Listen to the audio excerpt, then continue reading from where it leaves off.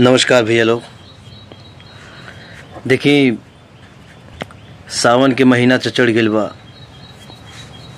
बाकी मन में एगो भाव आइल है कि भगवान भोलेनाथ के एगो गीत गावल जा। देखी भक्त के एगो भाव बा, कैसे भक्त कहता, एक संदेश आया आज मेरे बाबा को दे आना,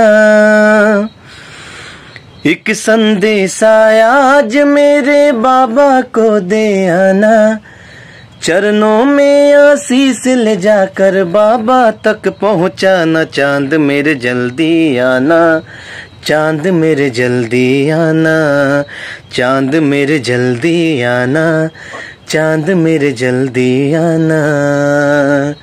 एक संदेश आया आज मेरे बाबा को ले जाना, चरणों में ये शीश झुका कर बाबा तक पहुंचाना, चांद मेरे जल्दी आना, चांद मेरे जल्दी आना, चांद मेरे जल्दी आना, चांद मेरे जल्दी आना।